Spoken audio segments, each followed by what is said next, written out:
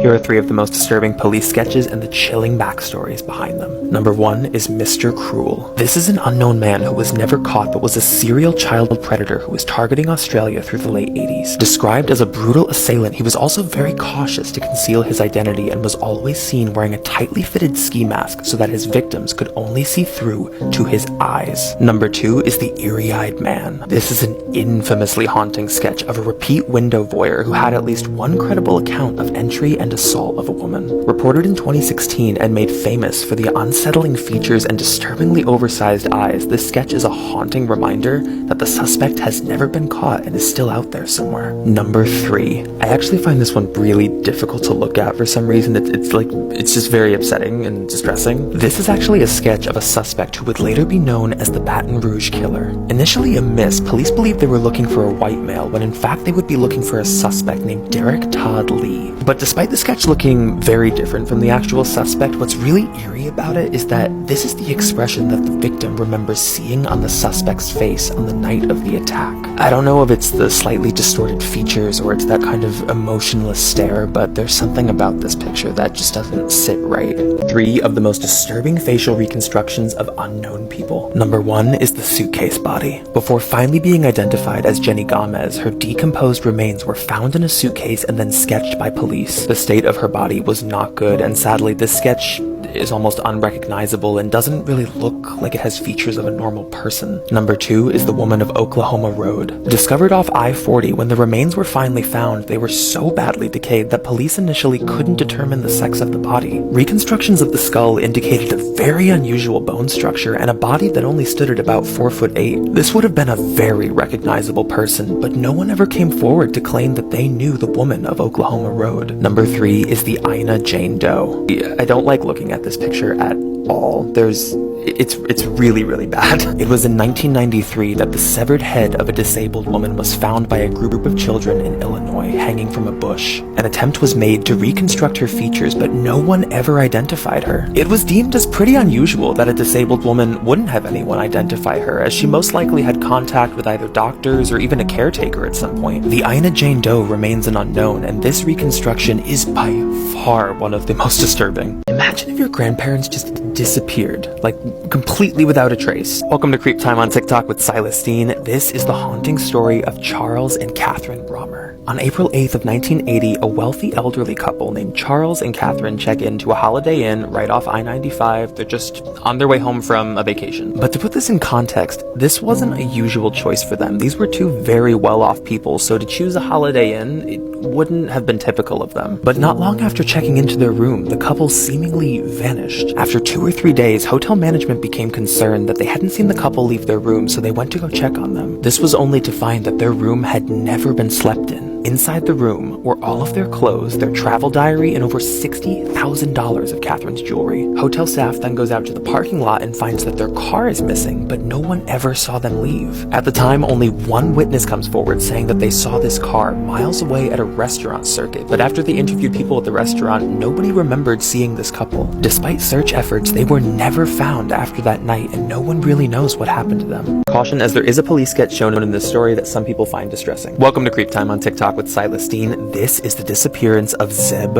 Quinn. On January 2nd of 2000, 18-year-old Zeb Quinn leaves his shift at work to go look at buying a new car with his friend Robert. Surveillance footage from a gas station confirms that they were together, but then Zeb's pager goes off and he has to make an emergency call at a payphone. Allegedly, Zeb doesn't say what the call is about and then abruptly cancels their plans. The next day, his job gets a call saying that he's going to be out sick, but they realize that it wasn't Zeb on the phone. It was actually Robert pretending to be Zeb. He later goes on to say that Zeb had contacted him asking him to call him out sick from work as a favor. But all of this is very suspicious, so Zeb's mother reports her son missing. On January 6th, Zeb's car is discovered right outside the hospital where his mother works. It was found with lips drawn on the window in lipstick, a live puppy inside, and a jacket that did not belong to him. Witnesses reported seeing this woman driving the car just before it was reported to police. She's gone before the car is reported, and she has never been identified, nor has Zeb ever been found. One of the newer developments is that the friend Robert was actually convicted of a murder which was unrelated in 2015 which prompted a search warrant. Police found elements of fabrics and unknown particles that they deemed sufficient to be able to connect and prove his involvement in Zeb's disappearance. I don't know why the details of this are so murky and why they won't say what they found, but as of 2021, Robert has been charged with the murder. But there are still gaps in this story about what evidence turned up and exactly who this woman was who was seen in the car.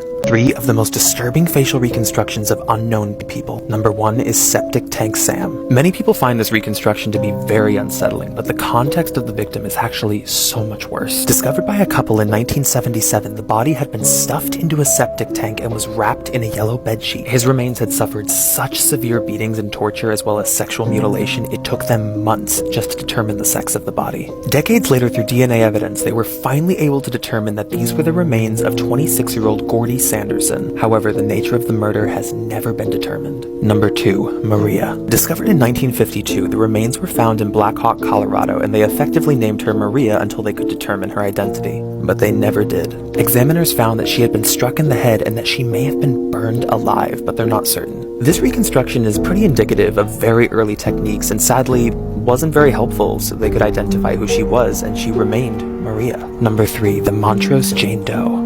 This was a really horrific restoration that was later revised into something that would be more recognizable. The cause of death was never determined, but the suspicious nature of the body indicated this was most likely a homicide. Her older reconstruction was later archived as more modern composites were made. But till this day, the case is still cold, and she remains only known as the Montrose Jane Doe. Here are 3 of the most disturbing police sketches and the chilling backstories behind them. Number 1, the Night Stalker. Easily one of the most haunting and well-circulated sketches of the 80s, the Night Stalker terrorized Los Angeles. Described with a wretched smell and rotted teeth, he'd spent months breaking into homes to brutally mutilate seemingly anyone. Number 2, the Zeb Quinn Woman. This was a digital composite created of the suspected woman who was last seen in Zeb Quinn's car. If you don't know the story, Zeb was 18 years old when he disappeared. Only his car was found with a pair of lips drawn on the window with lipstick and a live puppy inside. Witnesses reported seeing this woman driving the car, but she was gone before the car was reported. Till this day, Zeb has never been found, and they have never been able to identify who this woman was. Number 3, the Lake Bodom Murderer. In 1960, 4 teenagers camping at Lake Bodom were bludgeoned and stabbed through their tent with only one survivor. Witnesses who were up early that morning reported seeing this man running from their campsite around 6 a.m. The man was never identified, but a photo cropped up from the funerals of the teenagers showing a man who bore a striking resemblance to the suspect. This was also a man that no one claimed to know. All investigators have ever been left with in the case is this sketch.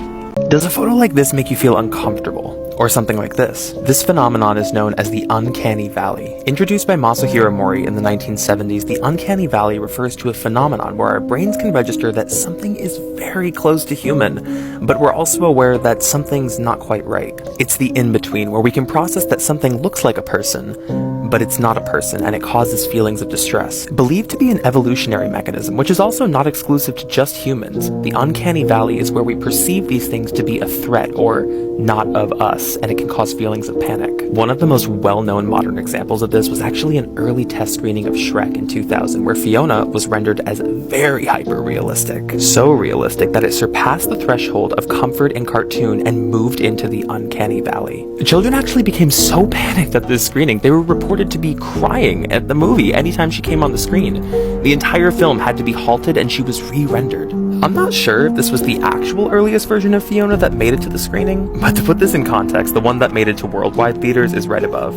But I did happen to find this monster from some of the early test footage of Shrek. The Uncanny Valley is still a widely unstudied phenomenon, but it continues to become more and more pervasive in entertainment as well as our modern animation. Welcome to Creep Time on TikTok with Silas Dean. Here are 3 unexplained photos and the chilling backstories behind them. Number 1, motion detected. Shared in 2017, this was a photo alert sent to a man's phone when it was captured on his motion detection camera while he was out. Initially when spotted, he panicked and assumed this could be a break-in, but the home was found without any trace of an intruder and nothing had been moved or stolen. All that was left was this image showing that someone or something was in that house. Number 2, dry dock. In 2014, a dry dock ship was in the process of being dismantled. A single foreman was instructed to show pictures showing the exterior and interior to date progress. While traveling through the dark of the ship, only lighting his way by flash and lantern, he later realized he caught this picture. When enhanced, an unknown man holding an axe can be seen lurking within the dark of the ship. The ship was searched by a military team, but no one was ever found, and there is no security footage showing anyone leaving the ship to the dock. Number 3. Stairway to Heaven. The Haiku Staircase in Oahu, Hawaii is largely forbidden due to the dangerous drops, but in 2015, 18-year-old Dalen Pua decided to climb it solo while sending pictures to his family. But after sending some of those final photos, he was never seen again. A search suspected that he may have fell, but that wasn't the case. His body was never found, and search canines couldn't detect where his scent had gone. The final photo he sent that morning was re-examined and found something chilling. When zoomed in, you can clearly see the outline of an unknown man who was crouching nearby in the woods. The man has never come forward, and Dalen's disappearance remains unknown. I've never researched a case that has had more unexplainable circumstances than this. This is the mystery of Dyatlov Pass. For those who aren't familiar with the story, this is in 1959 when 9 experienced Russian hikers are reported missing after a mountain expedition. A search crew was sent to look for them, and what they found was horrific. Their tent was there, but it had been cut from the inside as if they were trying to escape it. The search party that was there didn't find any evidence of a threat outside of the tent, so why they cut their way out was completely unknown. But even stranger than that, the footprints that were found outside of the tent indicated that after they cut their way out, they weren't running. They were just walking normally. The bodies are all discovered kind of scattered in a several-mile radius throughout the snow, some of them half-dressed. 6 of them died from hypothermia, and 3 of them died from an unknown blunt force trauma causing severe damage to the skull and chest. 2 of them are found without eyes, 1 with their tongue cut out, and 1 without eyebrows. 1 of the bodies also tested positive for unusually high levels of radiation in their clothing. The most widely accepted theory is that this was some kind of an avalanche that had melted by the time the search party came, and that the missing eyes and tongue were just attributed to animals. But let's talk about some contradicting evidence here. These were 9 very experienced hikers that would know enough not to set up camp in any sort of a danger zone, nor was there any evidence that an avalanche even occurred by the time the search party came. That, in addition to the slow-moving footprints outside of the tent when they were supposedly trying to outrun this avalanche, or even the radiation in the clothing. The case has never conclusively been closed, but no one really knows for sure what they saw that night that made them cut their way out of their tent. 3 of the most disturbing police sketches and the chilling backstories behind them. Number 1, the handyman. On the night of June 5th, 2002, 14-year-old Elizabeth Smart was abducted from her bed at knife point by this man. Her little sister was right in the same room pretending to sleep while everything went down. The immediate suspect was a handyman who had worked on the house just a few months prior. Despite being chilling, that sketch actually led investigators on a credible tip that took them to Brian Mitchell and his wife, where they had been keeping Elizabeth in remote captivity